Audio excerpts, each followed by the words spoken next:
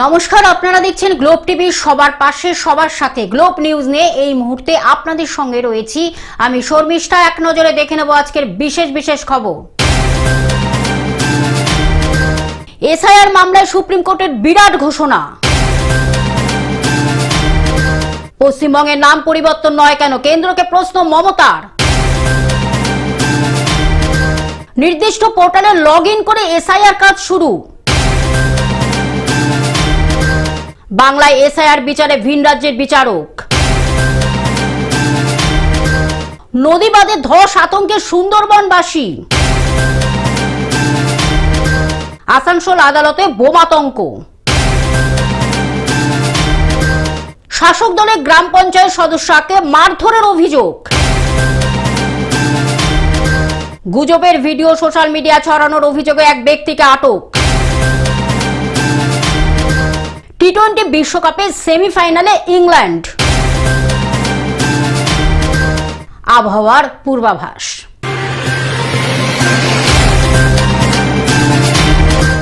আসছি বিস্তারিত খবরে। এসআইআর মামলায় সুপ্রিম কোর্টের বিরাট ঘোষণা।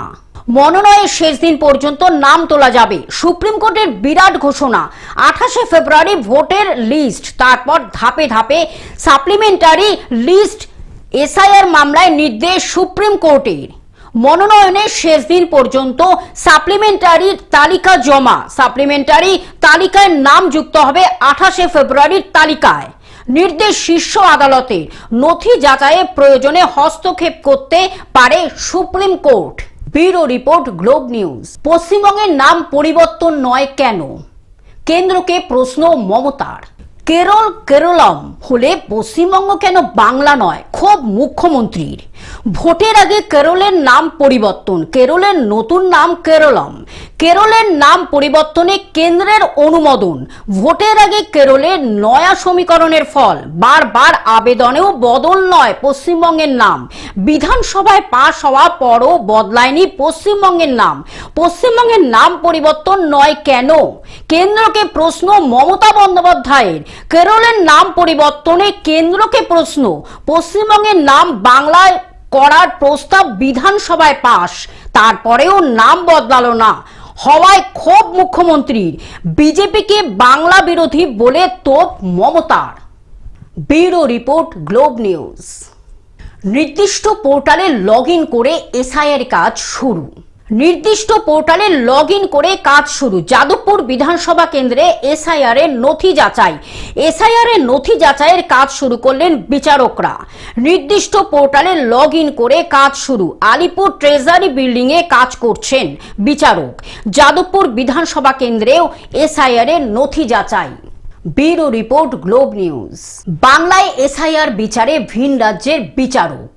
80 লক্ষ ভেরিফিকেশন বাকি, অন্য রাজ্য থেকে বিচারক আনার নির্দেশ।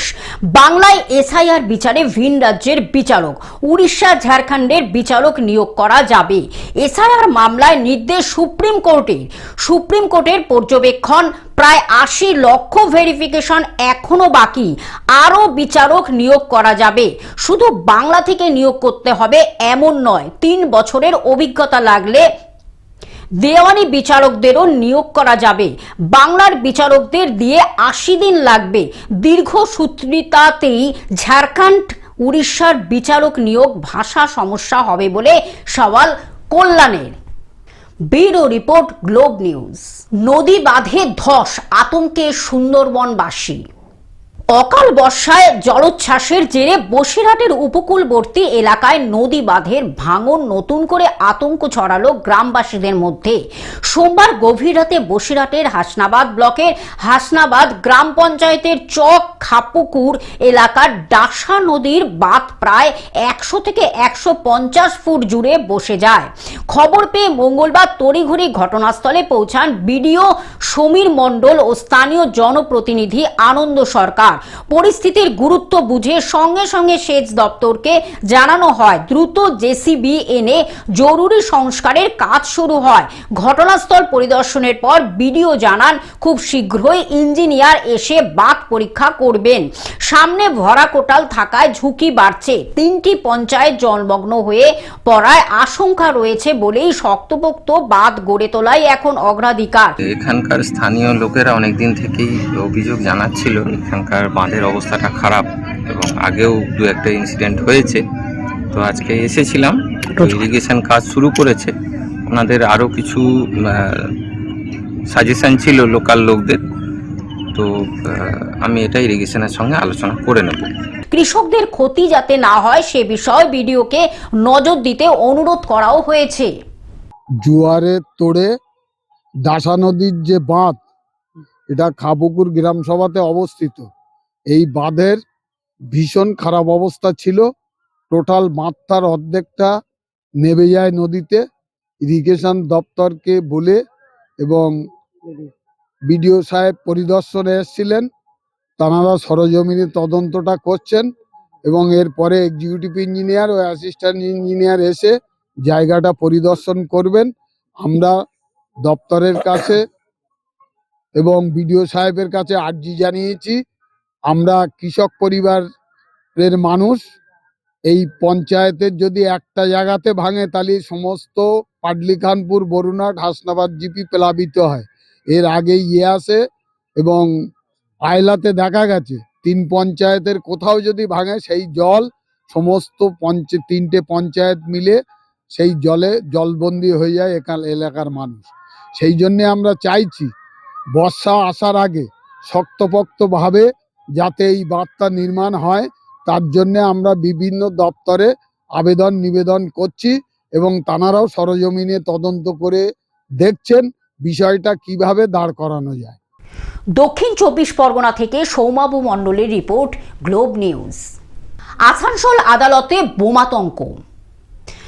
আসানসোল আদালতে বোমাতঙ্ক, পুরো আদালত খালি করে দেওয়া হয়েছে। ঘটনাস্থল পুলিশ ও ডগ স্কোয়াড দিয়ে চলছে তল্লাশি। আদালত সূত্রে খবর, পশ্চিম বর্ধমান জেলা বিচারকের কাছে আদালত চত্বরে বোমা রাখা আছে বলে মেল আসে। এরপর আদালত থেকে সমস্ত বিচারক ও আইনজীবীরা বেরিয়ে যান। আপনারা মরবেন, হিরো হয়ে যাবেন, আমরা সেটা ছবিটা উঠাই। বেল পিটিশনও করছিলাম, সঙ্গে সঙ্গে ডিস্ট্রিক্ট জাজ বললেন একটা উড়ো ফোন এসছে যে কোর্টের আশেপাশে বোম আছে। ঠিক আছে, এই জন্যই নেমে গেলেন, এটা নিয়ে তদন্ত। আসানসোল থেকে সৌমিত্র গাঙ্গুলির রিপোর্ট, গ্লোব নিউজ। শাসক দলের গ্রাম পঞ্চায়েত সদস্যকে মারধরের অভিযোগ। শাসক দলে গ্রাম পঞ্চায়েত সদস্য থাকায় আক্রোশ ছিলই, আর সেই আক্রোশের সামান্য বাঁশ কাটা নিয়ে গন্ডগোলের জেরে তৃণমূলের প্রাক্তন গ্রাম পঞ্চায়েত সদস্য এবং তার শাশুড়িকে মারধর করার অভিযোগ উঠল সিপিআইএম আশ্রিত দুষ্কৃতীদের বিরুদ্ধে। বাঁশ কাটছিল, আমার মায়ের নিজের পৈতৃক সম্পত্তি আছে, বাঁশ কাটতে গিয়ে বাধা দিতে গিয়েছিল যে তুমি কেন বাঁশ কাটছো। তখন ও বাধা দিতে গিয়ে ওকে মারছে। গ্রামবাসী এসে বলছে তোমার শাশুড়ি মাকে মারছে। আমি বাড়িতে ছিলাম না, আমি ছিলাম রায়গঞ্জে ছিলাম। তখন আমার ওয়াইফ, আমার বউ ওখানে গেল, তো আমার বউকে মারধর করেছে।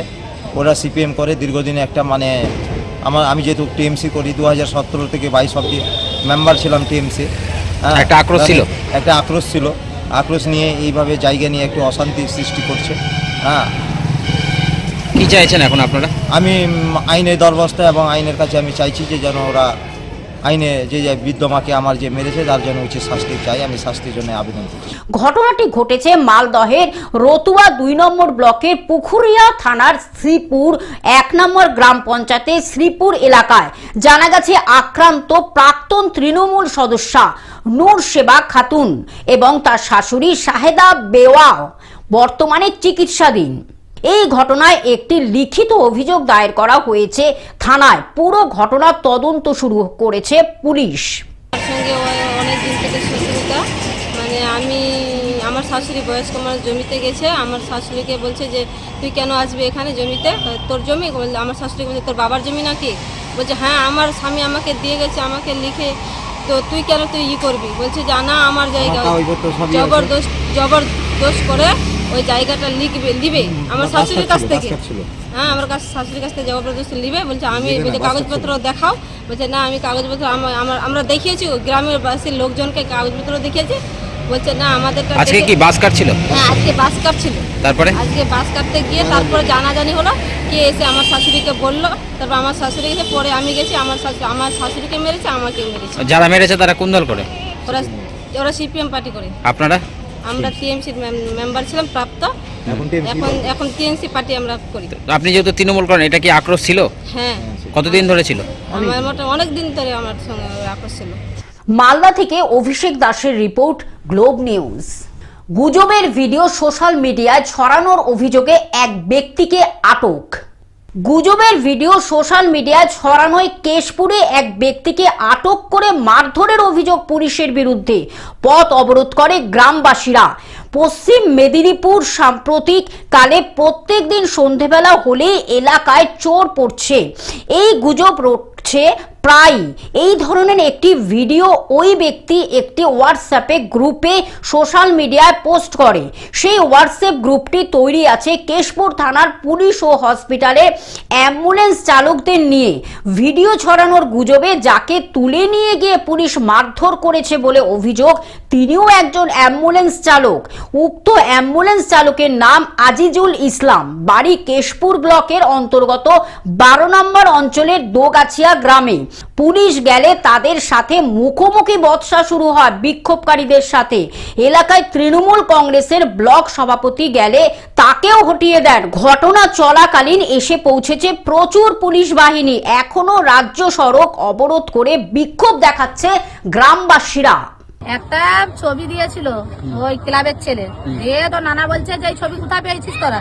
বলছে আমার গুনহারাই চব্য হয়েছে, ধরার ছেলে দিয়েছে। তখন ওই ছবিটা দিয়ে ও তো পুলিশের সঙ্গে গ্রুপে রয়েছে, ও মহেশবাবুকে ফোন করে বলেছে যে স্যার এটা এই ছবিটা এই মুহূর্তে গুনহারাই নাকি চব্য হয়েছে, একটু যাচাই করে দেখুন তো সত্যি না মিথ্যা। বলার পরে মহেশবাবু মেজাবুকে দিয়ে সঙ্গে সঙ্গে মেজাবু বলেছে দাঁড়াও আমি যাচ্ছি, বলে দিয়ে বলছে তুমি কোথায় পেয়েছো? বলে আমাদের গ্রামের ছেলে ছিল। বলে গ্রামের ছেলেটাকে ডাকো। গ্রামের ছেলেটাকে ডাকতে বলে তুই কোথায় পেয়েছো? বলে ধলারা ছেলের কাছে। তখন বলছে তোমরা দুজন চলো, আর ধলারা ছেলেটার সঙ্গে দেখা করে এসে তোমাদেরকে নামিয়ে দিয়ে যাবো। দিয়ে এই কথা বলে দিয়ে ধলারা যায়নি কি, ওদেরকে নিয়ে যে থানায় আটকে দিয়েছে। আটকে দিয়ে বড়বাবু নিজে মেরেছে। পশ্চিম মেদিনীপুর থেকে কল্যাণ মণ্ডলের রিপোর্ট, গ্লোব নিউজ।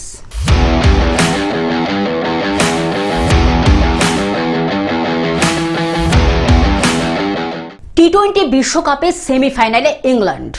সেমিফাইনালে পৌঁছে গেল ইংল্যান্ড। মঙ্গলবার পাল্লে কেলেতে প্রথমে ব্যাট করে পাকিস্তান তোলে 9 উইকেটে 164। এরপরে 19.1 ওভারে 8 উইকেটে হারিয়ে ম্যাচ জিতে নেয় England. Bureau report, Globe news.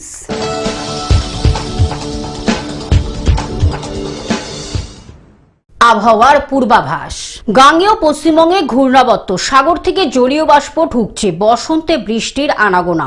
মেঘলা আকাশ। সোমবার রাত থেকেই বৃষ্টি শুরু হয়েছে। মঙ্গলবার সকালের মধ্যে দক্ষিণবঙ্গের প্রায় সব জেলাতে বজ্র বিদ্যুৎ সহ বৃষ্টির সঙ্গে হালকা বাতাস এবং হালকা বৃষ্টির সামান্য সম্ভাবনা। উত্তরবঙ্গের পার্বত্য জেলাতে বৃষ্টির সম্ভাবনা বেশি থাকবে দার্জিলিং, কালিম্পং এবং জলপাইগুড়ি জেলাতে। Bureau report, Globe news.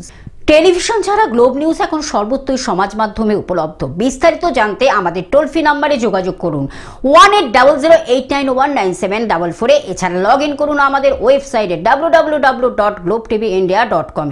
Globe news এই পর্যন্ত দেখতে থাকুন। গ্লোব টিভি, সবার পাশে সবার সাথে। নমস্কার।